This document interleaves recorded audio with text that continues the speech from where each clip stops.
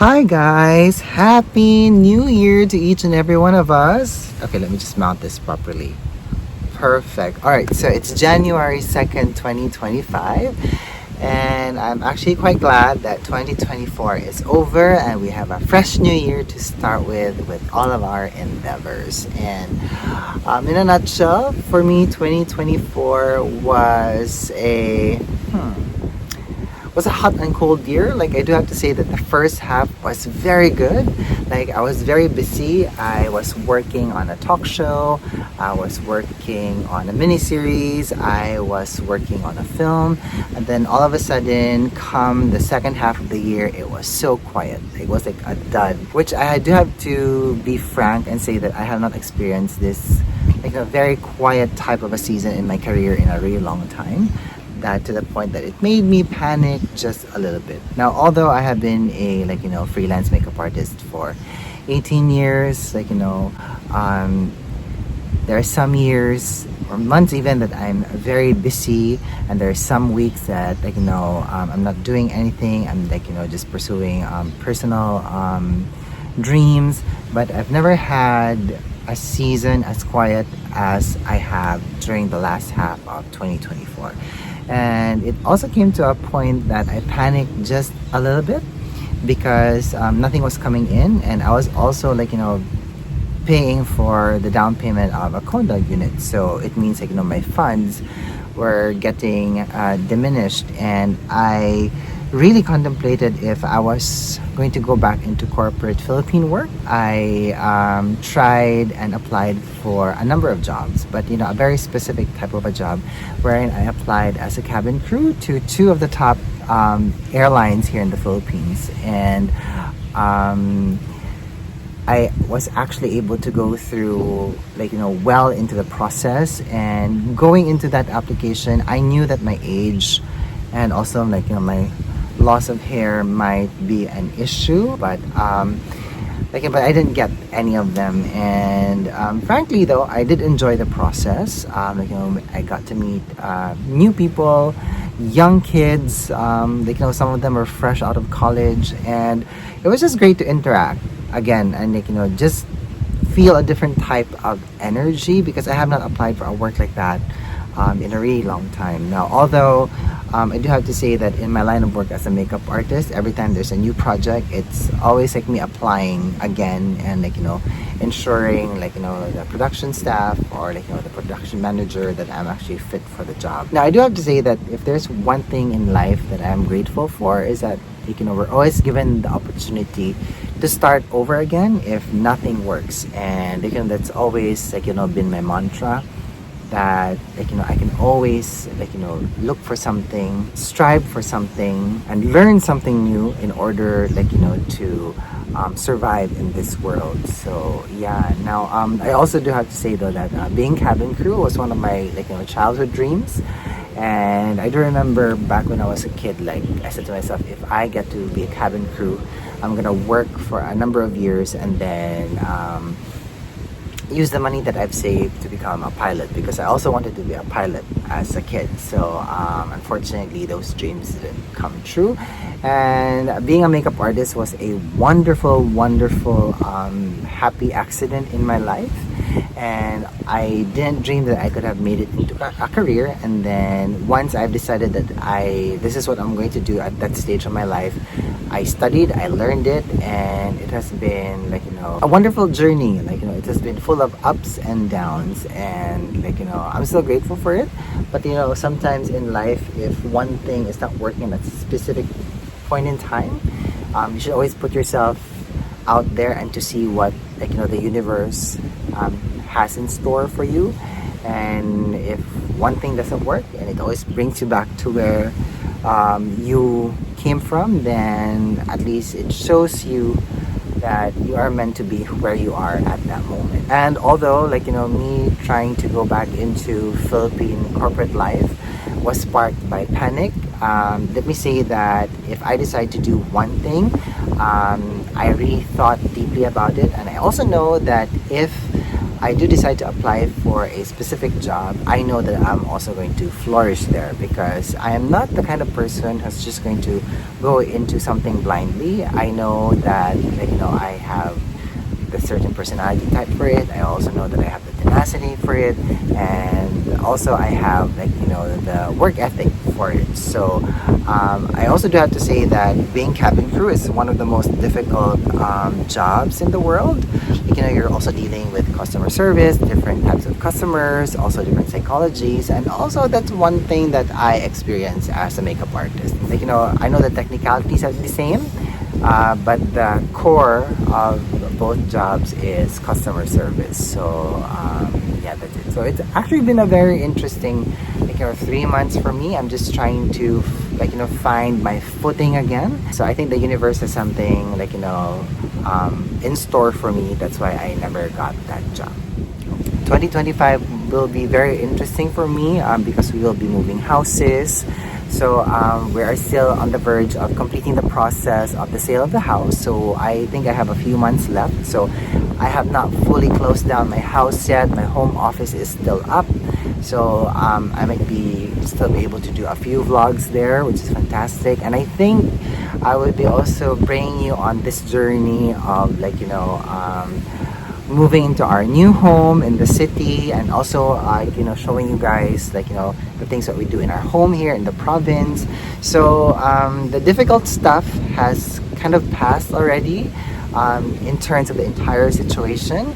I can see a light at the end of the tunnel, but we're not at the end of the tunnel yet. So but I'm just so grateful that before the year 2024 ended, the ball has just started rolling. So, but I do have to say that the most difficult part of all of this, process and change in situation and lifestyle is actually leaving 2 of my dogs in our home here in the province permanently. And I think the biggest adjustment was with me and my feelings. I think I was also looking at it at a selfish point of view, because my Pharaoh Hound and my Beagle, they would be sleeping with me all the time. We were sharing bed together, bathing, and then bathing them, and then walking them every day. And I think that's the major change that really happened late in 2024, that really broke my heart. But I'm so happy that they have acclimatized themselves here, and they have so much space here to run around, which is actually quite healthy for them. And because our condo unit that we purchased was only 54 square meters, so it's a really, really small space, and I can't really keep them in a small space like that because it might be detrimental to their health. So I'm just so grateful that we have people here who take care of them when we're not here, and they're also very mindful and very kind people, and I'm just so grateful for their presence. Yeah, so that's enough of the drama. So that's just been what has been happening to me in 2024. But now that 2025 is here, if there's one thing that I always look forward to at the beginning of the new year, is that I always get myself a new schedule book. Now, I am not the type of person who keeps my schedules on the mobile phone like here, because for some strange reason, I think it's just about me and my age and how I grew up in school, is that if there's any reminder that I need to do, I always have to jot it down on my assignment notebook.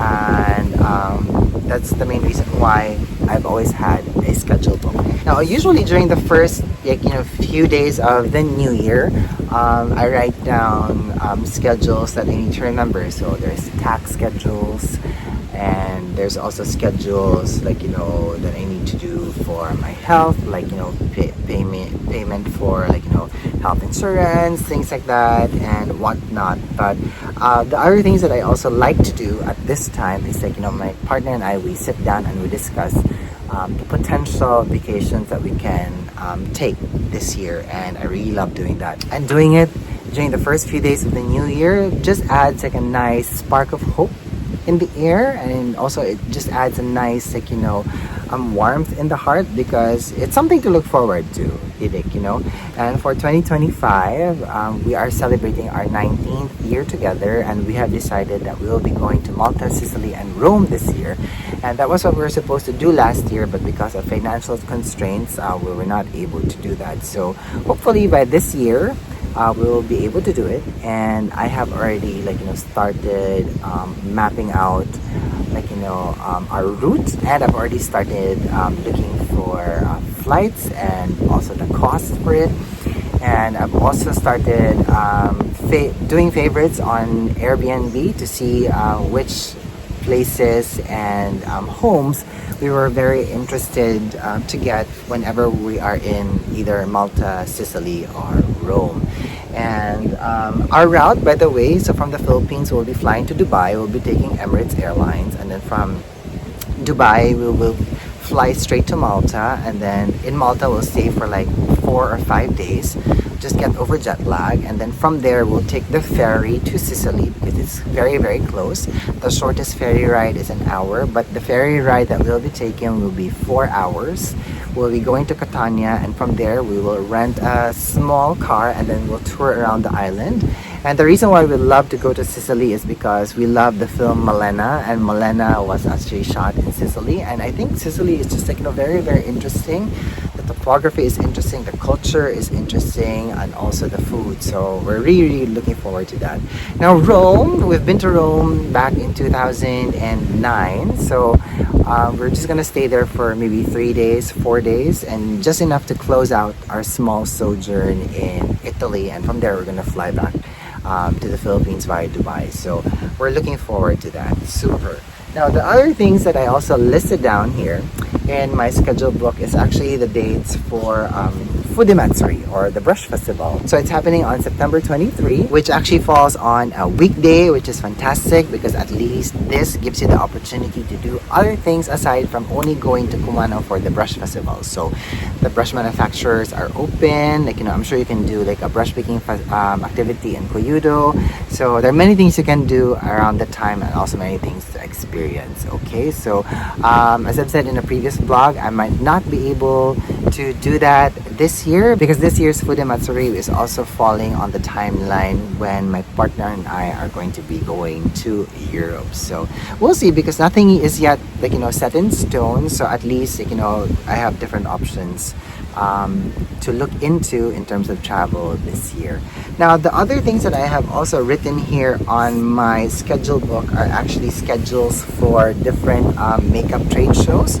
So of course the makeup trade shows that I am always looking at are the trade shows usually here in Asia. So there's 2 cosmetic trade shows in Japan. One is happening this January in Tokyo. It's called Cosme Tokyo, and the other one is called Cosme Osaka, and it actually happens at around the time of the Brush Festival. So it's actually good timing if I go there during the Brush Festival, because after I've done what I need to do in Hiroshima, I could just take the bullet train to Osaka and go around the trade show. But if there's one makeup trade show that I'm looking at this year that I'm sure I can actually attend, is actually Cosmoprof in Hong Kong, and that happens around November 11 to the 14th. So that's something I should look into, because I've been wanting to do that for years now, and for some strange reason